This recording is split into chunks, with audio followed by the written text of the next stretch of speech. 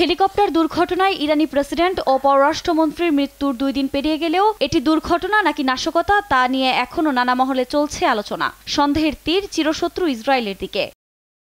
দুর্ঘটনার কারণ জানতে এরই মধ্যে তদন্ত শুরু করেছে তেহরান। দেশটির সশস্ত্র বাহিনীর প্রধানের নির্দেশে একটি উচ্চ পর্যায়ের দল এরই মধ্যে ঘটনাস্থলে কাজ করছেন বলে জানিয়েছে ইরানি গণমাধ্যম। তবে এই ঘটনায় ইসরায়েল জড়িত নয় বলে দাবি করেছেন তেল আবিবের এক কর্মকর্তা। একই সঙ্গে রাইসির জন্য ইসরায়েল এক ফোঁটা চোখের পানি ফেলবে না বলেও জানান তিনি।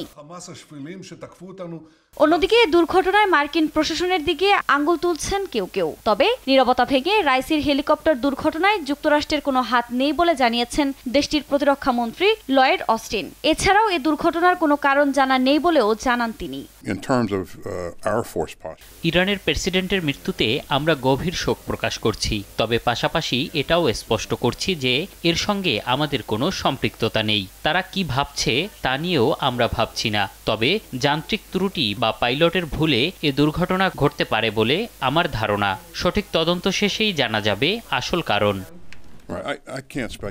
এরই মধ্যে মর্মান্তিক হেলিকপ্টার দুর্ঘটনা নিয়ে চাঞ্চল্যকর তথ্য দিয়েছে মার্কিন পররাষ্ট্র দপ্তর। সোমবার নিয়মিত ব্রিফিংয়ে মুখপাত্র ম্যাথিউ মিলার জানান, রাইসির বিমান দুর্ঘটনার পর উদ্ধার কাজ পরিচালনায় ওয়াশিংটনের কাছে সাহায্য চেয়েছিল তেহরান। তবে ইচ্ছা থাকা সত্ত্বেও সেই সহায়তা করতে পারেনি বাইডেন প্রশাসন।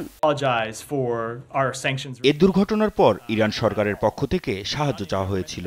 আমরা সাহায্য করতেও চেয়েছিলাম, তবে শেষ পর্যন্ত তা হয়ে ওঠেনি। আমি এও স্পষ্ট করছি যে ইব্রাহিম রাইসি প্রায় 4 দশক ধরে ইরানের জনগণের ওপর দমন পীড়ন চালিয়েছে। এছাড়া অসংখ্যবার মানবাধিকার লঙ্ঘন করেছে।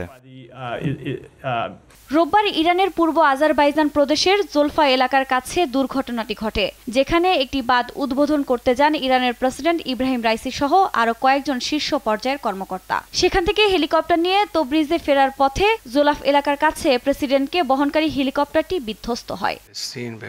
আফরিন মৌ, নিউজ ডেস্ক, দেশ টিভি।